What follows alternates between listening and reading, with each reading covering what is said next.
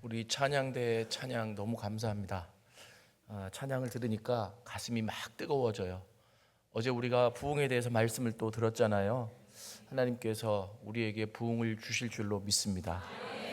한번 따라해 봅시다. 주여, 부흥을 주옵소서. 아멘. 오늘은 제가 네 번째로 십자가와 화해 이야기라고 하는 제목으로 여러분들과 말씀을 나누려고 합니다. 한국 사람들이 가장 많이 쓰는 말이 뭔지 아세요? 저도 몰랐는데 어제 오후에 그냥 갑자기 TV를 틀었는데 방송에서 어떤 심리학을 전공한 사람이 그 얘기를 하더라고요. 그래서 굉장히 좀 이렇게 관심 있게 봤어요. 한국 사람이 가장 많이 쓰는 말이 그런 법이 어디 있어? 누가 뭘 얘기해 주면 그런 법이 어디 있어? 일단 제껴놓고 보는 거죠. 그래서 전 세계적으로 창의성 지수를 따질 때 한국이 세계에서 1위를 한대요. 그렇게 창의적인, 안 믿으니까 일단.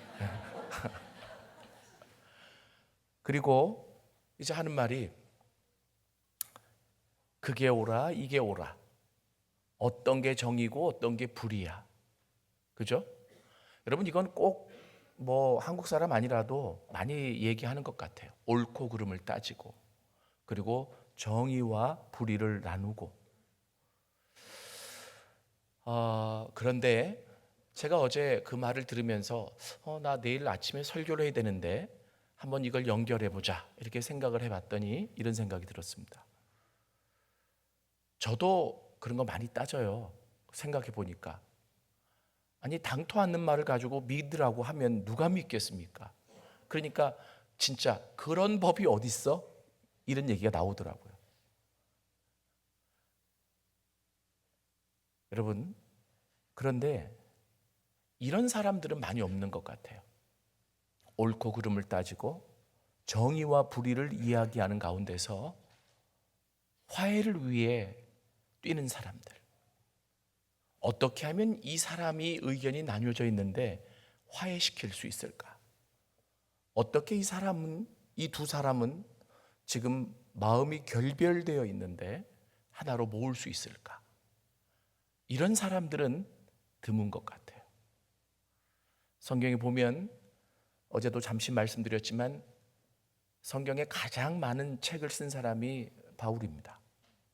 근데 이 바울이 신약의 13권의 책을 쓰면서 그는 그 13권의 자신이 쓴 이 성경의 책에서 예수 그리스도께서 오신 사역의 가장 큰 목적은 화해를 위해서 오셨다.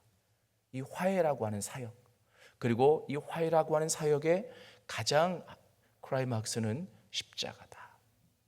결국 이 십자가를 통해서 분열되고 깨어지고 그리고 또 나뉘어진 사람들을 하나로 화해시키기 위해. 여러분, 오해는 하지 마십시오. 뭐 옳고 그름을 따진다는 게 그러면 나쁜 거냐? 나쁜 건 아니지만 따져야죠. 분명히 드러내야죠. 그러나 그와 동시에 그리스도인들은 화목해 하는 자다. 화목, 화해 같은 단어입니다. 번역이 조금 다를 뿐이지 원어는 같습니다. 그래서 이 성경에 예수님이 팔복을 말씀하실 때에도 화평케 하는 자는 복이 있나니 저희가 하나님의 아들이라 일컬음을 받을 것이며. 여러분, 화평케 하는 자가 복이 있다. 다시 말하면 화해시키는 자. 그런데 화해를 시키려고 봤더니 나도 아직 화해 못하고 있는 사람이 있어서 감히 내가 누구를 화해시킬 수 있겠어 라고 생각이 들 때도 있을 겁니다. 그러나 그때는 하나님이 어떤 마음을 주시면 그 일에 먼저 순종하고 보면 그 다음에 하나님이 또 다른 내가 화해하지 못했던 그 모든 일들도 화해할 수 있도록 만들어 가십니다. 그리스도인들이 이 피스메이커가 되지 못한다면 이 땅에 소망이 없습니다. 이 땅은 우리가 지금 보듯이 전쟁과 분열과 싸움으로 하루에도 얼마나 많은 사람들이 죽어나가는지 모릅니다. 우리 일이 아니라고, 우리나라 일이 아니라고 우리가 먼 산 보듯이 바라보지만 만약에 우리 일이라면 얼마나 다급하겠습니까? 그런데 하나님은 다급하세요. 하나님 자녀의 일이고 하나님이 만드신 세상의 일이기 때문에. 그래서 그 하나님은 아들을 보내셔서 이 땅에 화해를, 이 땅에 진정한 화해를 그렇게 원하셨던 것이죠. 근데 이 화해라고 했을 때 제가 첫날에 좀 비슷하게 말씀을 드렸습니다마는 이 화해는 무엇을 얘기하는 거냐면 어떤 관계가 틀어진 사람을 억지로 만나서 붙여놓는 것이 화해가 아닙니다. 이것은 그냥 관계의 개선, 이렇게 얘기할 수 있을 것 같아요. 여러분들에게 분명히 말씀드리고 싶은 것은 관계의 개선과 화해는 반드시 차이가 있다라고 하는 거예요.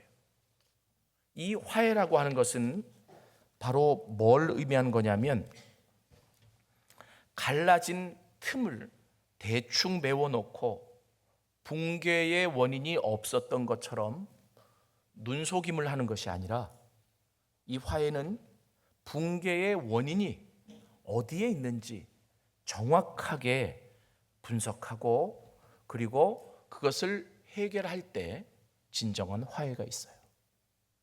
근데 인간이 어떻게 그 모든 일들을 다 할 수 있겠어요? 설령 분석을 했다 그래도 그것을 메울 수 있는 힘과 능력과 재력이 나한테 있지 않아요.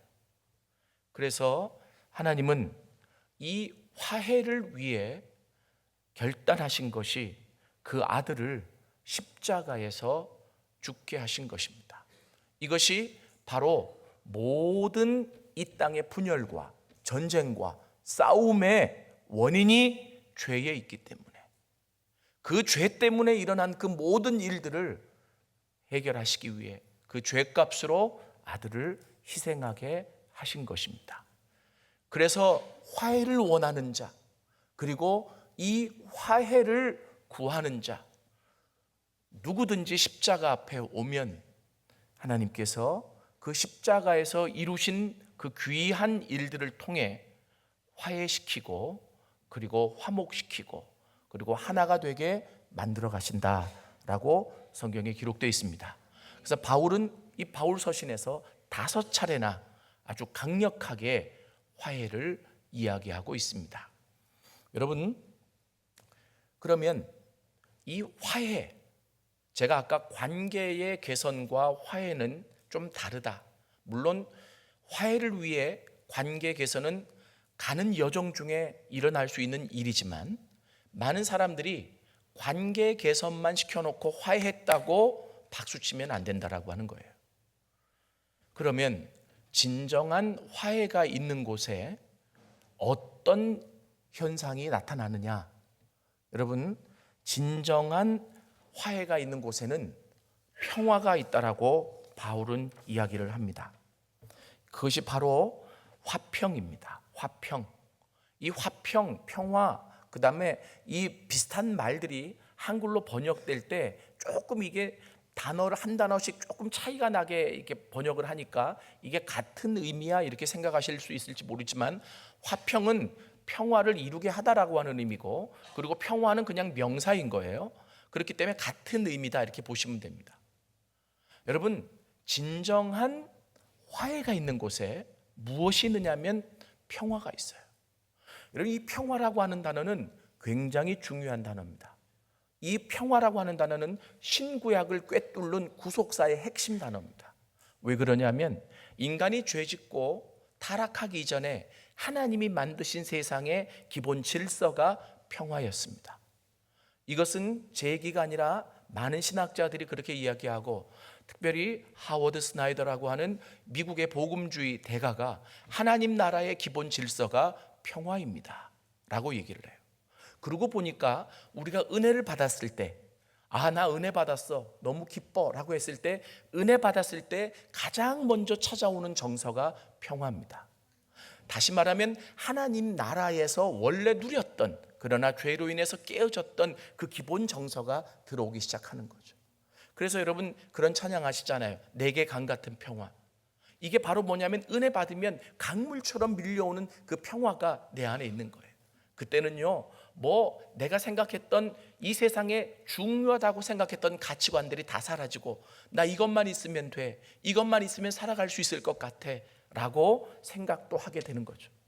그런데 중요한 게 있어요. 뭐냐면 평화는 모든 하나님이 원하시는 것들을 성장하게 하는 기본 토양이라고 하는 거예요. 이 말은 무슨 말이냐면 우리의 신앙이 성장하고 예수 그리스도를 닮아가고 하나님이 원하시는 그 모든 일을 할 때 평화가 바탕이 된다라고. 여러분, 이 마음속에 분노가 있고 이 마음속에 질투가 있고 이 마음속에 싸움이 있는데 절대 신앙이 성장할 수 없습니다. 이 마음속이 불안한데 하나님의 일을 진행할 수 없습니다. 하나님의 일을 진행할 때 가장 기본적인 정서는 평화입니다. 제가 그 학교 들어간 지 교수로 있은 지 올해가 17년째인데 제가 이 교수로 들어가기 전에 교회를 개척을 했었습니다. 그래서 목회를 하다가 들어갔는데 그때 개척을 해야 되는지 말아야 되는지 정말 심각했습니다. 왜냐하면 하나님이 개척하게 하시려면 왜 박사까지 공부하게 하실까? 그런데 상황은 하나님이 개척으로 몰고 가시는 것 같아요. 그때 저희 아내도 지금은 상담학과 교수로 있습니다마는 그 신학대학원을 같이 나온 동기 동창이에요. 그래서 그 당시 온누리교회, 서빙고에 있는 온누리교회 영화부 전도사였습니다. 그런데 그 온누리교회는 분기별로 그 교회의 전도사님 부교육자들을 모아가지고 성령 집회를 했어요. 성령 받아야 그 성령 안에서 사람을 변화시킬 수 있다. 그래서 저희가 그렇게 갈등하면서 이제 교회를 개척하게 되면 사표를 내고 그만둬야 되는데 그때 성령 집회가 있었어요. 그래서 제가 아내를 보내면서 주의를 시켰습니다. 왜냐하면 괜히 또 거기 가서 강사가 외국에서 온 강사인데 막 신령하다고 은혜가 있다고 머리 밀고 막 이렇게 안수받고 뭐 예언해달라고 그러고 우리 그러지 말자. 물론 하나님이 은혜를 주시면 그렇게 하는 사람이 있을 수 있어요. 그런데 지금 너무 심각한 우리 인생의 중요한 문제에 하나님이 계시면 이렇게 열심히 기도하는 우리에게 먼저 응답을 하셔야지. 왜 기도는 우리가 해놓고 응답은 그 사람이 주냐? 이제 이런 거죠. 그랬더니 아내가 나도 알겠다고 그러고 갔어요. 그리고 1박 2일 이 집회를 마치고 돌아왔는데 막 응답을 받아온 것 같아요. 그때 제 마음속에 아차 싶었죠. 저 사람 또 실수했구나. 그런데 아니더라고요. 여보 우리 개척해도 될 것 같아. 그래서 왜? 그랬더니 뭐라고 얘기하냐면 뭐 이제 그 강사가 워낙 그 성령의 특별한 은사가 있으셔서 예언도 해주고 기도하면 사람도 쓰러지고 뭐 여러 가지 막 좋은 여러 가지 많은 은사들이 나타났대요. 그런데 자기는 지금 가장 중요한 기도 제목이 있기 때문에 꿈쩍하지 않았답니다. 그리고 저하고 약속한 것도 있고. 근데 다른 사람 다 나오는데 이 사람만 안 나가고 있으니까 이 강사가 좀 궁금했나 봐요. 그래가지고 저희 아내 앞을 이렇게 왔다 갔다 하더니 갑자기 아내를 쳐다보고 그렇게 얘기하더래요. 중요한 결정을 앞두고 계시는군요. 그 얘기만 해도 어때요? 깜짝 놀래고. 그런데 그 강사님이 참 제가 성경적이다 이렇게 평가를 했어요. 마음속에 평화가 있으면 하나님이 주시는 마음이니 진행하시고 그 일을 결정할 때 불안하면 하지 마십시오. 하나님이 원하시는 일은 평화 가운데 진행이 되어집니다. 그냥 그 말 한마디 하고 갔다는 거예요. 그런데 자기 마음이 여러분 개척하는데 돈 한 푼도 없고 저희 아버지는 시골 교회 목사님이니까 도와줄 수도 없어요. 그리고 개척 멤버도 없어요. 건물도 없어요. 그런데 마음속이 그렇게 평안하고 막 하고 싶은 마음이 여보 우리 개척해야 될 것 같아. 그래서 제가 그 말을 듣고 그래 당신 마음속에 평안이 있다면 나도 실은 갈등이 있었지만 해야 된다라고 하는 쪽에 마음이 더 갔는데 나도 마음이 평안해지네. 그러면 우리 합시다. 그러고 시작을 한 거예요. 그랬더니 하나님이 선물들을 주시기 시작하는데 뭐 여러 가지 지금 개척 얘기하는 건 아니니까 하나님의 중요한 일들은 이 평화라고 하는 토양 안에서 시작된다. 그리고 이 평화라고 하는 토양 안에서 성장한다. 있습니까? 근데 이 평화는 언제 주어지느냐면 화해가 일어났을 때. 그 하나님과 화해가 일어나고 그리고 내 주변의 사람들과 화해가 일어났을 때, 그럼 저한테 이렇게 질문할 수 있어요. 나는 화해를 하려고 했는데 저 사람이 거부하면 평화가 없겠네요? 아니요. 하나님의 때가 있다 그랬잖아요. 그래서 하나님이 나에게 마음을 주셨을 때 순종하고 내가 화해를 먼저 요청했는데 상대편에서 안 받아들였을 때는 상관없어요. 하나님이 받아들일 수 있는 때를 허락하시겠죠. 순종한 나에게 하나님이 평화를 주실 수 있다라고 하는 것. 여러분, 그래서요, 이 진정한 화해가 있는 곳에 하나님의 평화가 있어요. 그리고 그 평화 속에서 내가 하나님의 사람으로 성장해 갈 수 있습니다. 여러분, 그러면 이 평화는 이 화해는 어디까지 진행이 되어져야 되느냐? 제가 여러분들에게 말씀드리고 싶은 게 그냥 핵심만 말씀드리겠습니다. 첫 번째는 하나님과 나와의 관계에 있어서 이 화해가 있어져야 돼요. 이게 가장 기본이고 그 이야기를 제가 어제 저녁까지 한 겁니다. 하나님과 나와의 기본적인 화해. 실은 예수 믿고 구원받았어도, 신앙의 연륜이 오래되셨어도, 저처럼 기독교 3대 4대가 되셨어도 우리가 살아오면서 우리가 지어온 죄들, 그리고 눈 감고 묻어뒀던 죄들이 하나님 앞에만 서면 이게 거침돌이 되어지고 방해물이 되어지거든요. 왜 기도하는데 마음이 텁텁하고, 왜 기도해도 응답이 없는 것 같고 눈물도 사라지는가? 뭔가 하나님과 가로막혀 있는 담이 있기 때문에 그래요. 그래서 그것이 해결되어지면 하나님이 우리와 화해하시고, 그리고 우리 마음속에 가장 먼저 불어넣어 주시는 것이 평화다. 이 평화 위에서 모든 신앙이 성장해가고 하나님의 일이 진행된다.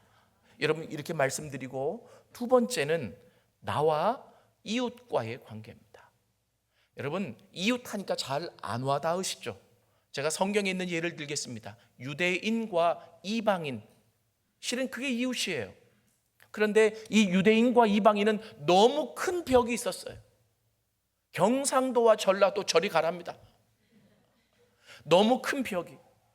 여러분, 그래서 예수님이 심지어는 그 제자들이 12제자들, 사도들이라고 얘기하죠. 그 12제자들은 예수님의 죽음을 목격하고 예수님의 부활까지 경험했던 자들입니다. 그리고 예수님이 승천하시는 것을 두 눈으로 지금 보고 있는 자들이에요. 근데 그 제자들에게 예수님이 올라가시기 직전에 말씀하신 것이, 오직 성령이 너희에게 임하시면 너희가 권능을 받고 예루살렘과 온 유대와 사마리아와 땅끝까지 이르러 내 증인이 되리라. 뭐 하라는 얘기예요? 예루살렘에서, 온 유다에서, 사마리아에서 땅끝까지 가라는 거 아닙니까? 그런데도 그들은 한동안 그 복음을 가지고 예수님이 승천한 후에도 사마리아로 가지 못했습니다. 그들은 한동안 그 복음을 가지고 이방 땅으로 넘어가지 못했습니다. 그때 하나님은 강권적으로 예루살렘 교회를 흔드셔서 그들을 뿔뿔이 흩으셨어요. 그래서 그 중에 빌립 집사가 사마리아까지 쫓겨가면서 그 사마리아 성에 가서 복음을 전해 그 성에 큰 기쁨이 있었더라. 이것이 사도행전 7장에 나오는 얘기 아니겠습니까? 여러분, 그래요. 내가 아무리 이웃을 사랑하려고 해도, 그 이웃을 내가 화해시키려고 해도 이 벽이 너무나 크면 안 되잖아요. 그래서 이 바울 사도가 에베소서 2장 1절부터 11절까지를 보면, 예수님이 십자가에 죽으신 것은 너희 유대인들과 이방인들을 하나로 만드시기 위함이다. 믿습니까? 실은 우리도 이방인들이에요. 유대인들 관점에서 보자면. 그죠? 그런데 너무나 골이 깊었던 이 유대인과 이방인을 하나로 뭉치게 할 수 있는 힘이 바로 예수님의 십자가 사건이다.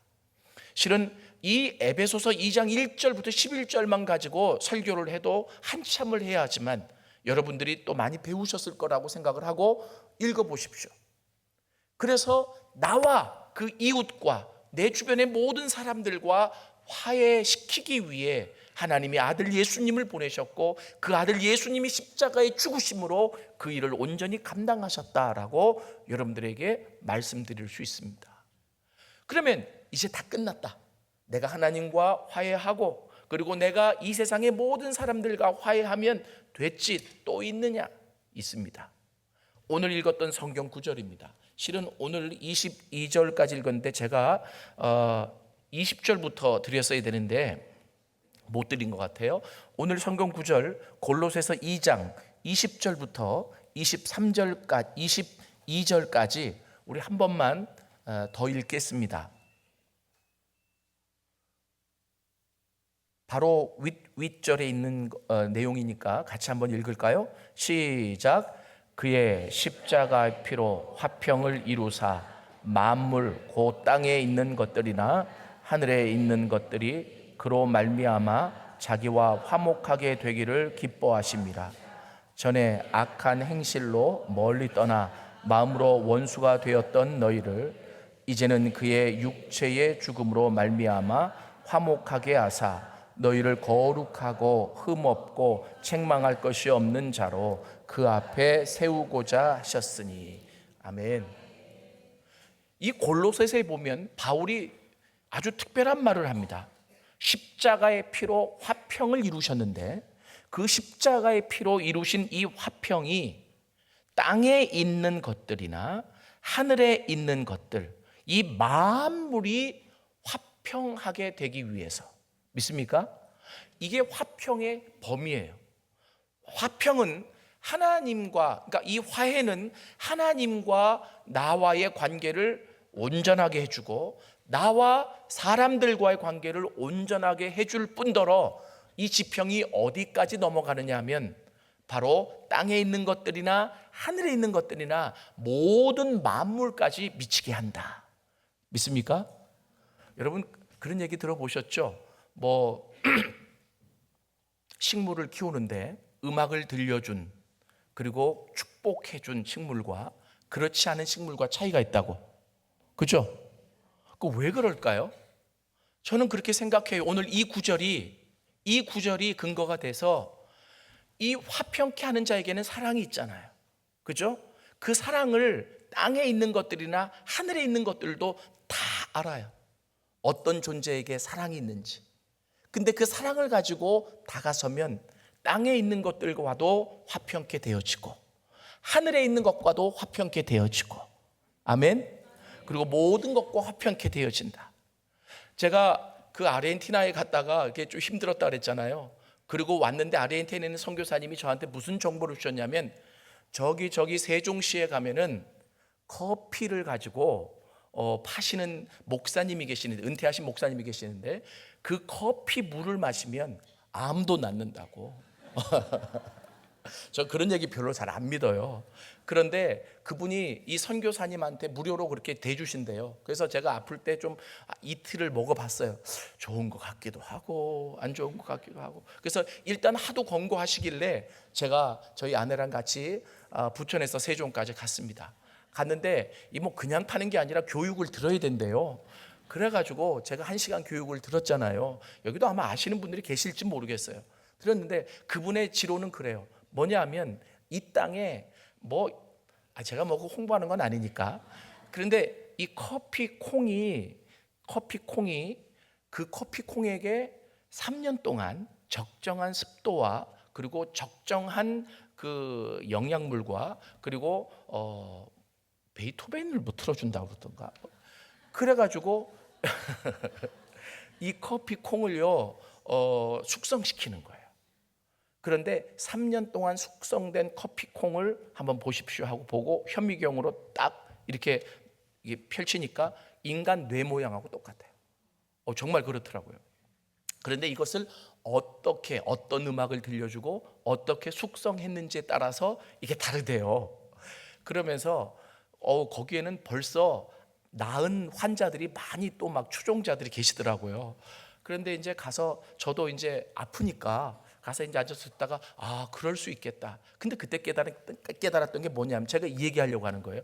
커피 팔려고 하는 게 아니고 저는 전혀 상관없습니다. 뭐냐면 그렇게 생명이 있는 이 생물체에 사랑을 더했더니 이 생명체가 참 귀한 어떤 역할을 감당하더라. 그러니까 아까 말씀드린 모든 식물들, 심지어는 이 커피도 사랑을 받고, 그리고 음악을 듣고, 그리고 그렇게 모든 노력을 듬뿍 받았을 때 변화돼서 사람들에게 좋은 역할을 감당할 수 있대더라. 이해되세요? 그래서 이 하나님의 화해는, 십자가의 화해는 결국 나를 바꾸는 것이지만, 내가 바뀌어져서 사람과 땅과 하늘 모든 만물들을 다 변화시키는, 화해시키는 역할을 감당하게 하신다. 아멘. 여러분, 그 뒤에 얘기가 궁금하시죠? 한 번 딱 사먹고 그 다음에 그만 갔습니다. 왜냐하면 그렇게 이제 3년 동안 커피를 요만큼 그렇게 숙성시키니까 엄청 비싸요. 그래 도저히 제가 일주일 이상 먹을 그 영양이 안 돼서 그만 먹은 거예요. 커피 뭐 효능이 없다 이런 얘기도 아니고. 그러니까 혹시 거기 가더라도 제 얘기하면 안 됩니다. 여하튼간 여러분, 오늘 저는 이 십자가에서 일어나는 이 화해에 대해서 여러분들에게 말씀을 드렸는데, 제가 여러분들에게 정말 소개하고 싶은 한 사람이 있습니다. 그 사람이 누구냐면 야곱입니다. 저는 이 용서와 화해라고 하는 주제를 가지고 성경을 보다가 가장 행복했겠다라고 싶은 한 인물이 떠올랐습니다. 그 인물이 누구냐면 야곱입니다. 야곱은 이름 자체가, 그 의미가 속이는 자예요. 그죠? 그러니까 남을 속이며, 그리고 한참 잘 나가다가 또 왕창 무너지고 이런 삶을 반복해서 살았거든요. 그죠? 근데 왜 제가 야곱이 성경에 나온 인물 중에 가장 행복했다라고 얘기를 할까요? 제가 이미 답이 될 만한 힌트를 드렸죠? 용서와 화해라고 하는 관점을 보니까 그는 용서를 경험하고 가족이 전체가 화해된 모습을 보고 죽은 사람이에요. 그죠? 첫 번째는 에서와 용서를 했습니다. 여러분, 둘이 쌍둥이에요. 처음 하셨어요? 둘이 쌍둥이라고. 그런데 장자권을 뺏어서 도망갔잖아요. 그것 때문에 형이 씩씩거리면서 그렇게 동생을 잡아 죽일 궁리만 했잖아요. 여러분, 이거는 이 결별이 돼도 너무나 결별이 됐어요. 도저히 화해가 있을 수 없어요. 야곱의 이야기를 쭉 읽다 보면, 아니 왜 이런 사람이 우리 믿음의 조상이 되어야 돼? 속이는 자가, 거짓말하는 자가. 그러면 만약에 이 질문을 가지고 있다고 한다면 성경이 답을 주는 거예요. 너희들 다 똑같은 사람이야. 그런데 야곱은 나중에 내가 원하는 용서를 받고 용서를 한 사람이야. 화해를 경험한 사람이야. 하나님의 사람은 그런 사람이더란 말이에요.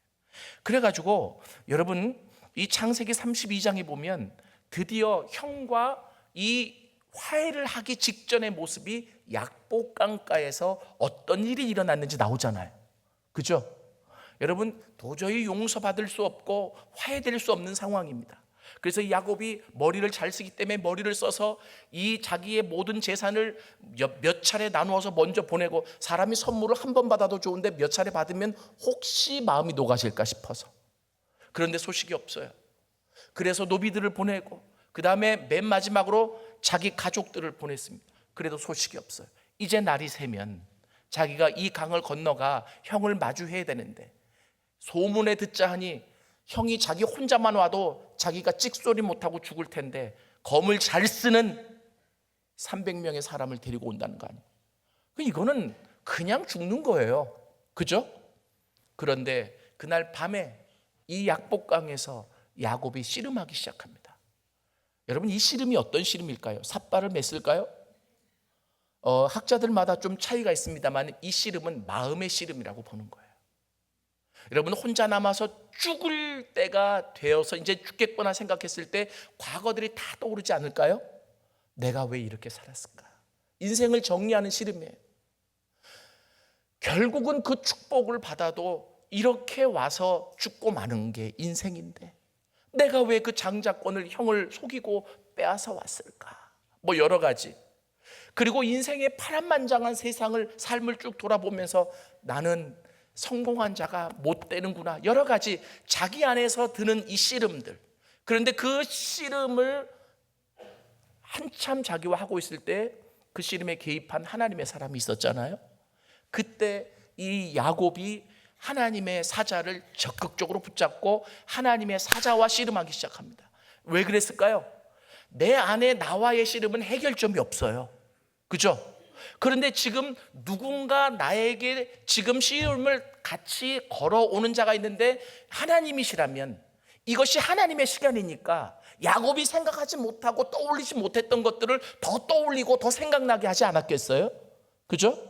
그러니까 그 하나님의 사자를 붙잡고 격렬하게 씨름하기 시작하는 거예요. 근데 그 씨름 중에 하나는 내 힘으로는 이제 나는 살아날 수 없다. 내 힘으로는 여기서 죽을 수밖에 없으니 이 내가 이렇게 살아오는 거 다 인정하는데 날 좀 도와달라고 아마 하지 않았을까 싶어요.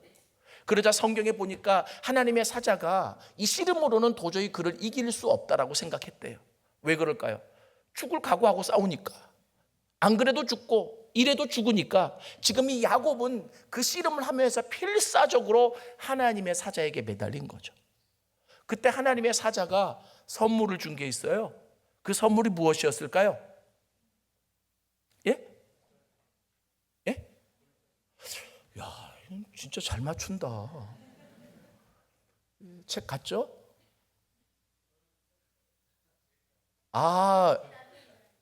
그러세요. 예. 두 분이 좀 비슷하게 생기셨어요. 예. 죄송합니다. 어떤 분한테 죄송할지 모르지만. 예. 많은 사람들이 환도뼈를 쳐서 이 야곱이 쩔뚝거리는 것을 선물이라고 생각하지 못해요. 왜 환도뼈를 쳤을까요? 아니 그냥 여러분 보세요. 이 하나님의 사자가 새벽에 뭐라고 얘기하냐면 내 이름이 무엇이냐? 라고 물어요. 그러자 이 야곱이 야곱입니다 라고 대답합니다. 성경 그대로 나오죠? 이건 무슨 얘기냐면 어제 저녁하고 똑같은 얘기예요. 유대인들에게 이름은 그 사람의 실존이고 살아왔던 모든 삶이 담겨 있는 집합이에요. 그러면 하나님의 사자가 물은 거예요. 너 어떻게 살아왔어? 그러자 이 야곱이 속이고 도망치고 그리고 남을 해꼬짓하며 살아왔습니다. 내 이름이 야곱입니다라고 하는 의미는 그 의미예요. 솔직하게 씨름했던 모든 말을 자기 입으로 인정한 거죠. 이해되세요? 그러자 이 하나님의 사람이 너 이름을 다시는 야곱이라고 하지 말고 이스라엘이라고 해라 이렇게 얘기를 하는 거예요. 자, 그런데 환도뼈가 부러져가지고 아파 죽을 것 같아요. 그런데 이름이 바뀌어졌어요. 그리고 아니 부러뜨렸으면 다시 고쳐줘야 되는데 그냥 가버려요. 그리고 나서 해가 뜨는데 이 야곱의 마음속에는 가슴이 벅차서 막 어쩔 줄을 모르는 거예요. 아픈데 벅차. 환도뼈가 부러졌을 때 아프긴 아플 거 아니에요. 근데 가슴이 벅차요. 왜요? 하나님과 화해하고 자기 내면에 있는 자기 자신과 화해를 했기 때문에. 이해되세요? 그러니 화해하면 주어지는 게 평화라 그랬잖아요. 그잖아요? 이 절대적인 평화가 밀려오기 시작하는 거예요. 그래서 정말 그 기쁜 마음을 가지고 쩔뚝쩔뚝하면서 형님께로 가요. 많은 사람들이 여기까지만 보지 그 다음을 못 본단 말이에요. 그 형님이 이 야곱을 보고 죽이려고 그렇게 노력했었는데 죽이지 않고 화해하면서 같이 끌어안고 울어요. 또 여러분 이런 기적이 일어난 가장 첫 번째 사건이 육체의 연약함을 가지고 쩔뚝거리며 그 형에게 다가오는 그래도 동생이잖아요. 피부치잖아요. 하나님이 그 감동을 주셔서 야곱을 품게 하셨다라고 많은 사람들이 봅니다. 그렇게 봤을 때 건강한 몸으로 형한테 달려가는 것보다 부러져 가지고 지금 달려가니까 이 환도뼈의 골절이 어떻게 보면 하나님이 그를 살리신 방법이다. 때로는 부러져도 그게 하나님의 선물일 수 있더라고요. 그래서 내가 사는 거예요. 저는 여기에 초점이 어디 있느냐면 야곱이 그렇게 해결할 수 없는 형과의 화해를 이렇게 이룹니다. 위대한 사람이죠. 하나님이 화해 못 지킬 사람은 없습니다. 단지 우리가 야곱처럼 이것을 위해 얼마나 씨름하고 하나님 앞에 매어 달리느냐, 이 문제가 중요하죠. 그리고 또 하나, 이 야곱에게 가장 큰 아픔은 형제들의 문제였어요. 그죠? 이 형제들이 요셉을 팔아버리고 아비를 속이면서 들짐승에게 잡혀 먹었다고 속였잖아요. 이 아버지는 평생 살면서 그렇게 사랑했던 요셉을 그리워했을 거예요. 그렇게 하고 성경 이야기가 끝났으면 별 의미가 없었을 텐데, 하나님은 이 요셉을 애굽에 먼저 보내셔서 그 17년 동안 극심한 광야에서 훈련받게 하시고, 때가 되었을 때에 하나님이 그를 세상에 내어놓아 애굽의 총리가 되게 하셨습니다. 그리고 7년 대풍년 동안에 곡식을 저장케 하시고, 7년 대흉년이 들었을 때 사람들이 곡식을 사러 주변 나라에서 왔을 때 형들을 만나게 하죠. 여러분 생각해 봐요. 요셉이 이 마음속에 얼마나 분노가 많이 차 있었으면 죽였을 거예요. 그죠? 왜? 거반 죽이고 갔잖아요. 그 구덩이에 빠뜨려 놓고 누구도 그 길을 지나가지 않으면, 광야에 사람이 많이 안 지나가잖아요. 그럼 죽는 거예요. 그럼 너 죽어 하고 간 형제들이에요. 이 요셉이 그들을 사랑할 수 없었다면, 하나님이 그 마음을 주시지 않았다면 그 자리에서 죽였을 겁니다. 그런데 요셉이 그 형들과 화해하기 위해 여러 가지 안을 내고, 형들이 그렇게 요셉이 낸 안을 따르면서 나중에 자기를 드러내고 이 형들과 화해를 합니다. 얼마나 멋진 장면이에요. 그죠? 그리고 나서 아비를 데리고 오고, 이 야곱은 극적인 두 번의 화해를 경험하는 거죠. 형 에서와의 화해, 그리고 자식들 간의 화해. 그래서 바로왕을 만나요. 여러분, 이 바로왕을 만나서 이 야곱이 위대한 고백을 합니다. 창세기 47장에 보면 이렇게 고백을 합니다. 야곱이 9절에 야곱이 바로에게 아뢰되 내 나그네 길의 세월이 130년이다. 내 나이가 얼마 못 되니 우리 조상의 나그네 길의 연조에 미치지 못하나 험악한 세월을 보냈나이다. 내가 130년 동안 내 삶을 돌이켜보니까 험악한 세월을 보냈지만, 그러나 하나님의 은혜로 당신을 축복할 수 있는 자리에 서게 됐습니다. 지금 바로를 만나서 뭐 하는 자리냐면 바로를 축복해 주는 자리예요. 근데 바로를 축복하기 전에 자기 인생을 돌보면서 참 험악한 인생을 살았지만 결국 하나님의 은혜로 화해로 내 인생을 마무리하고, 그 화해를 경험하게 하면서 이제 내가 우리 조상 곁으로 돌아갈 수 있는 길이 열렸습니다. 당신을 충분히 축복할 수 있는 위치에 있습니다. 이런 얘기예요. 사랑하는 여러분, 하나님의 화해를 경험하시고 나누어 주실 수 있기를 원합니다. 만물에 미치기까지 하나님의 화해를 전하는 자가 되십시오. 화평케 하는 자는 복이 있나니 저희가 하나님의 아들이라 일컬음을 받으리라. 제가 여기 영상 하나만 좀 보여드리고 마무리하겠습니다. 실은 이 영상이 그냥 밑에 글자만 나오는데 이게 이제 뒤에서 또 선명하지 않으면 안 보일 수 있기 때문에 제가 글자를 읽어드릴게요.